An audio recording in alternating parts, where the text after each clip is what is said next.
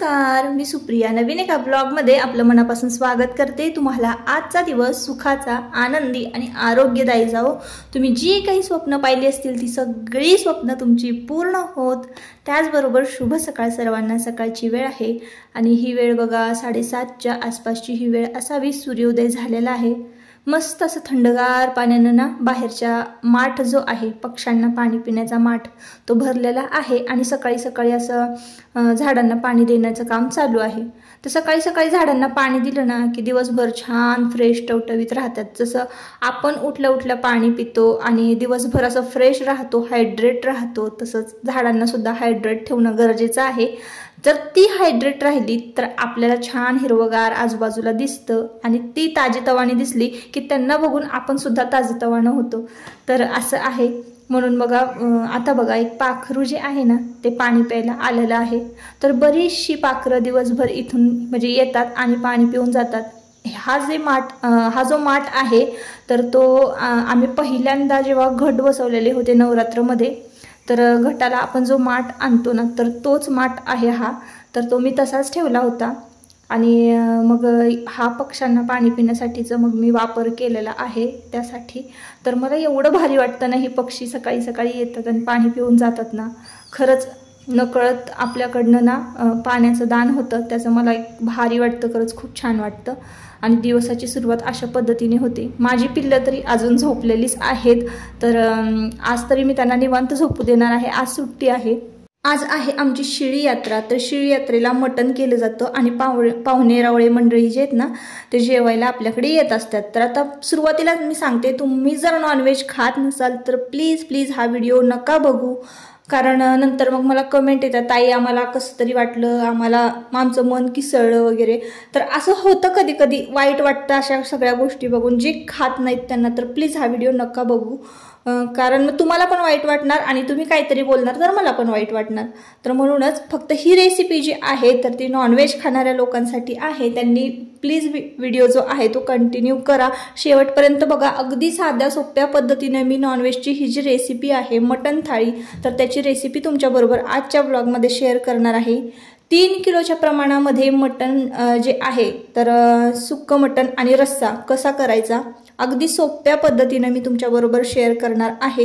तुम्ही सुद्धा अशीच पद्धत जर माझी वापरली ना, फक्त मीठ मसाल्याचा अंदाज जो आहे ना तुम्हाला आलाच असेल, तुमचे मीठ मसाले तुम्ही वापरा, पण अशा पद्धतीनं करा, खूप सोप्या पद्धतीनं म्हणजे झटपट स्वयंपाक आटपेल। तर बघा पातेलं ठेवलेलं आहे गॅसवर आणि तेल थोडंसं घातलेलं आहे। अगदी तुम्ही बघत असाल मटणाचं प्रमाण जास्त आहे पण तेल थोडं कमी घातलं तर संपूर्ण स्वयंपाक जो आहे ना आपण मटण थाळी अगदी कमी तेलामध्ये बनवणार आहोत।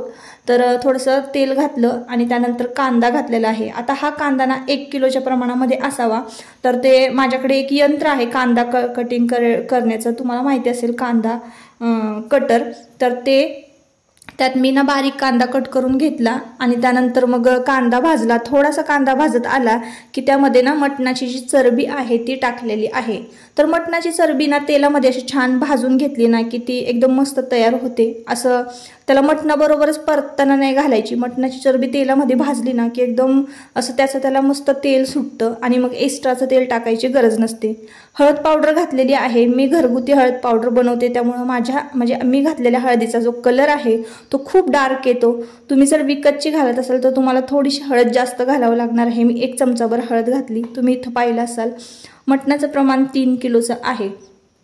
तर परतताना आपण 1 किलो कांदा घातलेला आहे, थोडासा त्यापेक्षा जास्त असावा, अगदी मी अंदाजे सांगते तुम्हाला। आणि त्यानंतर आपल्याला ना मीठ घालायचं आहे। तर मी इथं जाड मिठाचा वापर करते, तुम्हाला याचा जरी अंदाज नाही आला तुम्ही बारीक मीठ जे आहे ते 3 चमचे घाला, छोटे चमचा बरं का, किंवा तुमच्याच अंदाजे घाला, तुमच्या चवीनुसार मीठ घाला तुम्ही। आणि मग त्यानंतर ना जाड मीठ त्यावर घातलेलं आहे। आता तुम्हाला एक लक्षात आलं असेल की बघा मी सुरुवातीला हळद घातली त्यावेळेला मी कांद्यामध्ये मीठ घातलेलं नाहीये। तर आपल्याला जेव्हा आपण मटण घालूयात ना त्यावेळेला वरून मटणावर मीठ घालायचं आहे। आता असं का करायचं तर तेही सांगते मी तुम्हाला। तर मटणावर मीठ घालायचं आणि मटण छान परतून घ्यायचं। तर असं केल्याने ना मटणाला आहे ना छान मिठाचं पाणी सुटतं आणि त्याच मिठाच्या पाण्यामध्ये आपलं मटण जे आहे ते छान शिजतं। तर त्यावर झाकण ठेवून दिलेलं आहे। झाकणामध्ये पिण्याचं पाणी छान गरम होईल, वाफेवर मटण छान वाफलणार आहे आणि उलटणं जे आहे ना तर त्याला भरपूर कांदा चिटकलेलं होतं ते सुद्धा मी त्या पाण्यामध्ये सोडून दिलेलं आहे आणि तेच पाणी आपल्याला मटणामध्ये थोडंसं मटण वाफरलं की ओतायचं आहे। असो, आता इकडे मी मसाला तयार करायला घेतलेला आहे। बघा अशा पद्धतीचा अजून एक माझ्याकडे कटर आहे। तर बिर्याणी वगैरे करायची असेल ना तर त्यासाठी जर कांदा उभा कट करायचा असेल ना त्यासाठी मी हे कटर वापरते। एकदा का कांदे स्वच्छ निवडून घेतले, त्याची साल काढली की अशा पद्धतीनं कटरनी पटापट कांदे मी कट करते। मग मटण कितीही असू दे, मग 15 किलोचा असू दे नाही तर 10 किलोचा असू दे, एकटी स्वयंपाक करू शकते। तर असे काहीतरी गॅजेट्स, असे काहीतरी टूल्स जर आपल्याकडे असतील, म्हणजे किचनचं काय हेल्पिंग गॅजेट्स म्हणूया आपण, तर खरंच खूप महत्त्वाचं आहे हे। कारण बघा ना, जिथं आपल्याला कांदा कट करायला 2 लेडीजची गरज होती ना, तिथं मी एकटीच हे सगळं करू शकते हँडल। तर पटपट मी एवढा कांदा कट करून घेतलेला आहे। त्यानंतर खोबरंसुद्धा किसून घेतलं होतं, सासूबाईंनी लसूण सोलून दिलेला होता आणि आलं घेतलेलं आहे। तर आल्याचं सुद्धा त्याच यंत्रामध्ये मी कट करून घेतलेलं आहे। जसं की मी कांदा कट करून घेतला तसंच मी बारीक बारीक आल्याचे तुकडे कट करून घेतलेले आहे। कोथिंबीर स्वच्छ धुवून घेतलेली आहे। आता बघा एवढी सगळी तयारी करेपर्यंत, कांदा कट करेपर्यंत आपलं मटण वाफरलेलं आहे आणि मटणाला तुम्ही बघितलं असाल मी झाकण काढल्यानंतर मिठाचं पाणी सुटलेलं होतं आणि मिठाच्या पाण्यामध्ये बऱ्यापैकी छान मटण शिजलेलं होतं। म्हणजे बघा थोडंसुद्धा मी पाणी घातलं नाही मटणाला, तरीसुद्धा मटण ना शिजलेलं होतं। तर थोडंसं वरून पाणी घातलेलं आहे। त्यानंतर परत एका बाजूला ना पाणी तापत ठेवलेलं आहे एका पातेल्यामध्ये आणि आपल्याला मटणामध्ये ते थोडंसं पाणी घालायचं आहे। कारण पाणी जर नाही घातलं तर मग रस्सा होणार नाही। रस्सा होण्यासाठी थोडंसं पाण्याचं प्रमाण जे आहे आपल्याला ते वाढवायचं आहे। तर माझ्याकडे ना पातेलं नव्हतं, तर आज मी विकत जाऊन हे जर्मलचं जे पातेलं आहे ते आणलेलं आहे। आता बऱ्याच ताईंनी जे आहेत तर त्यांनी आपल्याला कमेंट केली की ताई जर्मलची पातेले वापरू नका। तर मला तर खरंच आवडली बरं का ती कमेंट, तुमचं पण बरोबर आहे।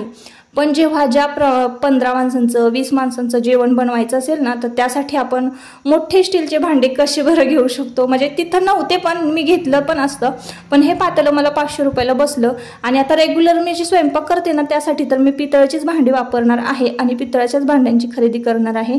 पण म्हटलं 15-20 माणसांसाठी हे पातेलं ठीक आहे, चला बाबा स्वस्तात मस्त, म्हणून मी हे आज विकत घेतलेलं आहे आणि आज तेवढ्याच माणसांचा स्वयंपाक आपल्याला करायचा आहे। तर इकडे आता ना थोडंसं पाणी गरम करून घेतलं बाजूच्या गॅसवर आणि ज्या पातेल्यामध्ये आपण मटण छान वाफलवून घेतलं होतं त्या पातेल्यात थोडंसं पाणी टाकलं, ते पातेलं छान खंगळून घेतलं आणि त्यामध्ये ओतलेलं आहे। आता मटणाला छान उकळी फुटते तोवर एका बाजूला आपण ना कांदा भाजून घेऊया, खोबरं भाजून घेऊया सर्वात आधी, त्यानंतर कांदा भाजून घेऊया। कारण मग कांदा भाजला ना की खोबऱ्याला मग जास्त म्हणजे तवा गरम होतो। आणि ह्या लोखंडी तव्याची लिंक ना मला ताईंनी 2दा मागितली होती एका ताईंनी। तर हा लोखंडी तवा मी ऑनलाईन घेतलेला नाही आहे, कारण ऑनलाईन मिळतात की नाही हे पण नाही मला माहिती बघा लोखंडी तवे। पण आमच्या तिकडं वाईला गणपती घाटावर आहे ना खूप सारे असे लोखंडी भांड्यांचे म्हणजे असं दुकानं नाही आहेत, असे रस्त्यावर बसलेले असतात विकायला। तर त्यांच्याकडे खूप छान भांडी मिळतात आणि ते सांगतात सुद्धा कशी वापरायची कशी नाही, लोखंडी कढई, लोखंडी तवे। तर ते तुम्ही जर इकडं आला गणपती दर्शनासाठी किंवा महाबळेश्वरला फिरायला आला, आवर्जून घ्या तुम्ही गणपती घाटावरनं आलात। तर एका ताईंनी मला कमेंट केली होती की ताई मी ना मांढरदेवीला येऊन गेले, तर तुम्ही जर मांढरदेवीला महाबळेश्वरला किंवा इकडं आलात ना तर 2 दिवस आधी मला कमेंट करायची, नक्की मी त्या कमेंटचा रिप्लाय देणार। आणि तुम्हाला जर मला भेटायला यायचं असेल ना तर 2 दिवस आधीच कमेंट करा, मी तुम्हाला नक्की भेटेन। मला कितीही काम असलं ना तरी आवर्जून मी ते काम मॅनेज करेन आणि तुम्हाला भेटेन, जर तुम्ही व्हिडिओ पाहत असाल माझे, तुम्हाला मला भेटायचं असेल तर। तर असो बरं का ताईंनो, आता मी खोबरं भाजून घेतलेलं आहे आणि आता कांदा भाजून घेणार आहे। तर थोडासा चहा गरम केला आणि पेल्यामध्ये घेतलेला आहे प्यायला। आता बघा आज शिडी यात्रा आहे ना, तर विचारूच नका ताईंनो, कधीच म्हणजे असं मला मोकळा वेळ भेटणारच नाही बसायला। त्याच्यामुळं मी काही बसून चहा वगैरे पिण्याची किंवा बसून चहा बिस्किट खाण्याची अपेक्षाच नाही करत। आणि असं म्हणतात की गृहलक्ष्मीने, घरातल्या लक्ष्मीने स्वयंपाक करता करता खाऊ नये किंवा असं सगळ्या गोष्टी, पण ते पण एक बरोबर आहे बघा। पण आज मला माहिती आहे की कोणी कितीही काहीही बोलू देत, मला बसायला वेळ मिळणार नाही, कारण भात पण करायचा आहे, सुक्क मटण, पातळ मटण, एवढ्या भाकरी. आता जेवढी माणसं येतील तेवढे त्यांचा काय अंदाज नाही, एक एक खात्यात की दोन दोन खात्यात, पण भाकरी थापायला लागणार. त्यानंतर तुम्ही बाजूला बघत असाल सिंकमध्ये भांड्यांचा पण ढीग आहे. त्यानंतर झाडून लोटून आहे, पुसून आहे, ह्या सगळ्या गोष्टी असतातच ना, छोटी मोठी कामं.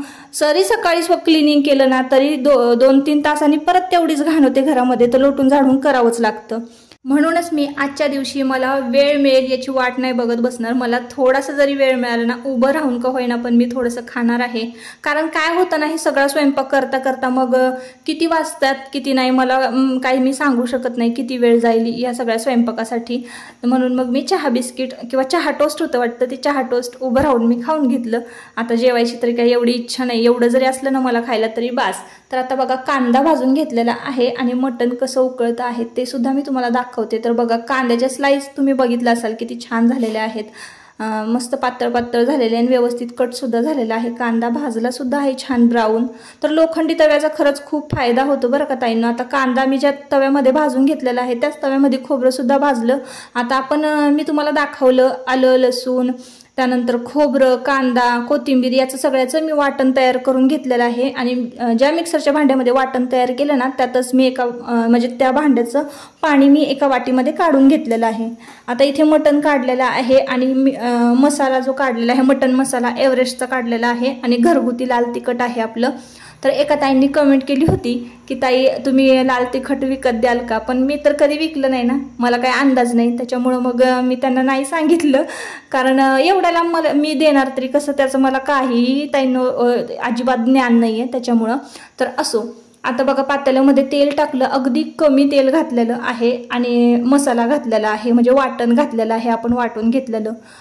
कोथिंबीर, आलं, लसूण, भाजलेला कांदा, भाजलेलं खोबरं ह्याचं वाटण तयार करून घेतलेलं आहे. आणि हे वाटण आपल्याला छान भाजून घ्यायचं आहे. अगदी कमी तेल घातलेलं आहे, मी म्हणायला गेलं तर किटलीतली पळी जी असते ना, 1 पळी तेल घातलेलं आहे.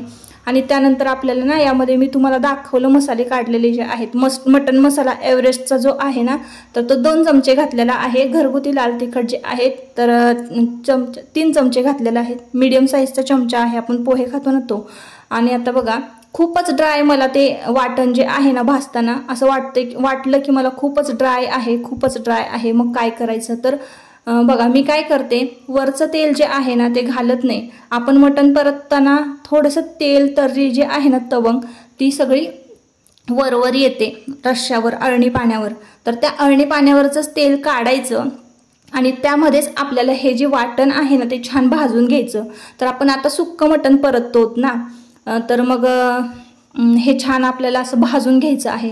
आता ते तेल जे आहे अळणी पाण्याचं त्यामध्ये हा मसाला छान भाजून घेतला ना की एक्स्ट्राचं तेल पण वरनं घालायची गरज लागत नाही आणि अगदी कमी तेलामध्ये हा मटणाचा स्वयंपाक तयार होतो आणि टेस्ट तर एवढी भारी लागते ना ताईंनो. तर अशा पद्धतीनं अशा काही ट्रिक्स ज्या आहेत ते तुम्ही नक्की वापरून बघा. अगदी हेल्दी पण होईल खाणं आणि म्हणजे की नाही का जास्त तेलकट पण नाही राहणार. तर तुम्हाला माहिती आहे आता जास्त तेल वगैरे आपण वापरलं किंवा जास्त प्रमाणात मटण खाण्यात आलं तर कोलेस्ट्रॉल वगैरे वाढतं आपलं. तर अशीच पद्धत बघा मी वापरते नॉनव्हेज करताना, तर तीच तुमच्याबरोबर शेअर केली. त्यानंतर आपल्याला मटण घातलेलं आहे, मसाला वाटण भाजल्यानंतर आणि छान परतवून घेतलं आणि झाकण ठेवून दिलं, झालं.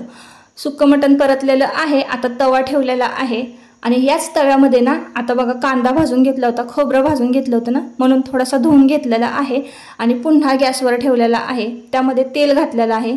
आता हे राहिलेलं वाटण जे आहे ना तर ते थोडंसं सुक्या मटणाला घातलं आणि थोडंसं रश्श्यासाठी शिल्लक ठेवलं होतं. तर थोडं तेल घातलेलं आहे, म्हणजे एकच पळी तेल घातलेलं आहे तव्यामध्ये, तुम्ही बघितलं. आणि आपण आता पातळ रस्सा जो आहे मटणाचा ना तो फोडणीला घालणार आहोत. हे वाटण छान भाजून घ्यायचं. त्यामध्ये 1 चमचा 2 चमचे मी एव्हरेस्ट मटण मसाला घातलेला आहे आणि घरगुती लाल तिखट 2 चमचे घातलेला आहे, 3 चमचे घातलेलं आहे. तर रस्सा कधीही आपण मस्तपैकी छान झणझणीत करायचा. पिताना रस्सा छान झणझणीतच असावा. कोणाकोणाला जरा थोडं कमी तिखट लागतं तर त्यासाठी आपण अळणी पाणी काढूनच ठेवतो. तर काय करायचं, आपण सुक्क मटण परतताना आहे ना थोडासा लाल तिखट जे घालतो ना त्याचं प्रमाण थोडं कमी ठेवायचं. कारण आपण सुक्क मटण जे आहे ना ते कोरडं खातो तर तिखट लागण्याची जास्त शक्यता असते. आपण रस्सा जो आहे तो लिंबू वगैरे पिळून पितो त्याच्यामुळं त्याचं तिखट जे आहे ना ते कमी येतं. तर इथं पण बघा मी थोडंसं ना रस्सा घालून घेतलेला आहे। आता हा जो मसाला आहे ना तो छान भाजला, हे वाटण छान भाजलं, त्यामध्ये आपण 2 चमचे एव्हरेस्टचा मसाला घातलेला आहे, मटन मसाला, आणि 3 चमचे आपलं घरगुती लाल तिखट घातलेलं आहे। तुम्ही जे लाल तिखट वापरत असाल तेच तुमच्या प्रमाणामध्ये घातलं तरीही चालेल, फक्त पद्धत जी आहे बेसिक म्हणतो आपण माझी वापरली, म्हणजे खोबरं आलं लसूण वगैरे हे सगळे इन्ग्रेडियंट्स व्यवस्थित मी घेते तेवढेच घेतलेत ना तरीही चालतील। आणि हा मसाला भाजल्यानंतर आपल्याला ना या आळणी पाण्यामध्ये ओतायचं आहे। आता एक पातेल्यावर मी आळणी पाणी काढून ठेवलेलं आहे, ज्यांना कमी तिखट खाण्याची म्हणजे सवय आहे त्यांच्यासाठी। आणि आता हा झणझणीत रस्सा, मटन रस्सा आपला तयार झालेला आहे। एका बाजूला मोठ्या गॅसवर ठेवून दिलेला आहे, मटन सुद्धा आपलं छान परतून झालेलं आहे। आणि आता ना मी एका बाजूला भात सुद्धा शिजवून घेतलेला होता, तांदूळ वगैरे निवडून, तर तुम्ही परत आजूबाजूला बघितलीच असणार आहे, तांदूळ मी निवडत होते। तर आता इकडे बघा थोडासा मसाला जो आहे ना तो मी ठेवलेला आहे शिल्लक, एक्स्ट्राचा असावा। तर आळणी सुद्धा फोडणी घालू शकतो आपण त्या मसाल्यामध्ये मिरची वगैरे घालून। तर आळणी रश्श्याची जर रेसिपी तुम्हाला पाहिजे असेल ना नक्की कमेंट करून सांगा मला, मी देईन तुम्हाला, कारण त्याची सुद्धा रेसिपी मी आपल्या चॅनलवर अपलोड केलेली आहे। आणि एकदम मस्त असा आळणी रस्सा फोडणीला घातला की लागतो। आता बाबांच्या ना 2 वेळा झाल्या किचनमध्ये यायच्या आणि शिजलंय का बघायच्या, तर त्यांना रस्सा प्यायचा होता, रस्सा प्यायची घाई झाली होती ना, त्यांना रस्सा टेस्ट करायला दिलेला आहे। आणि मटन रस्सा जो आहे आपला ना तो एकदम 1 नंबर झालेला आहे ताईंनो, तुम्ही बघताय स्वतःच्या डोळ्याने। तर असो, आता ना इकडे पाहुणे मंडळी आलेले आहेत। आता हे कोण आहेत, तर हे आजी बाबा आहेत, सासूबाईंच्या माहेरची पाहुणे। तर ते दर यात्रेला येतात आणि आत्ता तरी सकाळी सकाळी ना एवढं कोण येणार नाही, पण संध्याकाळी खूप गर्दी असते, म्हणजे तुमच्या दादांची मित्र वगैरे येतात जेवायला। तर सकाळी सकाळी ना आजी आणि बाबा म्हणजे लांबच्या गावाहून आलेले आहेत, तर त्याच्यामुळे त्यांना आता सकाळचीच एसटी मिळते ना, त्यामुळे ते सकाळचेच जेवायला आलेले आहेत।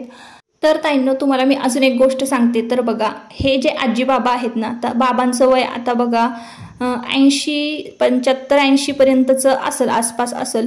आणि आजी, तर आजींचं वय एवढं नाही आहे, बाबांचंच फक्त मला माहिती आहे। तर ते बोलायला एवढे भारी आहेत ना ताईंनो, आलेत ना वर्षातनं एकदा येतात किंवा आधीमध्ये येतात भेट घ्यायला, पण एवढं भारी बोलतात ना, तर त्या बाबा आले ना की आमच्या एवढ्या गप्पा रंगतात ना, मग ते काय करतात त्यांच्या काळातलं सगळं सांगतात। म्हणजे त्यांचं 81-71 साली लग्न झालं होतं, सॉरी 71 साली झालं होतं ना, त्या काळी लग्न कशी करायचीत लोक, त्या काळी कसा व्यवहार होता, त्या काळी कशा नोकऱ्या होत्या, त्या काळी पगार कसा होता, हे सगळं सांगतात ना, मग ते ऐकायला पण खरंच खूप भारी वाटतं बरं का। तर त्यांच्या लग्नातल्या सगळ्या गमती जमती गोष्टी किंवा आजींचं असे किस्से आहेत ना ते आमच्याबरोबर शेअर करतात ना, खरंच खूप भारी वाटतं ऐकायला पण। म्हणून त्यांना मग दोघांना जेवायला वाढलं पोटभर, त्यांच्याबरोबर दादा सुद्धा तुमचे जेवायला बसलेले आहेत। आणि आजीबाबांचं तर जेवण आधीच झालेलं होतं, आजीबाबांना मी आधीच जेवायला वाढलं होतं, तर मीच फक्त शेवट राहिलेले होते। आजीबाबा आयुष जेवलेले होते, मग दादा पण जेवायला बसले यांच्याबरोबर, मग मी म्हटलं शेवट राहिले होते तर चला म्हटलं जेवायला घेऊयात। तर असं आहे ताईंनो। आणि काही अशी जुनी मंडळी जे आहेत ना की त्यांना कशी म्हणजे ते निस्वार्थी असतात, कशाचीही अपेक्षा नसते त्यांना, निस्वार्थी प्रेम असतं त्यांच्याकडे आणि मनमोकळेपणा असतो, खुलून बोलतात आणि खुलून सगळ्या गोष्टी, म्हणजे त्यांच्या मनामध्ये असा कपटीपणा नसतो। तर अशी माणसं खरंच खूप दुर्मिळ असतात आणि ती जपावीत आपण। तर ह्या आजीबाबांना ना मी वरवर फोन करत असते, भेटत असते, बोलत असते असे। तर मला त्या दोघांचा पण स्वभाव खूप आवडतो, खूप कष्टानं संसार केलेला आहे, खूप गरिबीतनं दिवस काढलेले आहेत, कसं कसं त्यावेळेला होतं ते सगळं मला ते म्हणजे ते सांगतात आम्हाला, ते मला कळतं की त्यावेळेस कसं होतं, कशी गरिबी होती, कशी मुलांना वाढवली, मुलांची शिक्षण कशी केली, ह्या सगळ्या गोष्टी। तर असो ताईंनो, आता आजच्या ब्लॉगचा शेवट मी इथंच करते, परत पुन्हा भेटूया नवीन एका ब्लॉगमध्ये। तोपर्यंत स्वतःची काळजी घ्या, मजेत राहा, टेन्शन फ्री राहा। व्हिडिओ आवडला असेल तर नक्की आपल्या व्हिडिओला एक लाईक करा आणि चॅनलला सबस्क्राईब करा। Bye bye.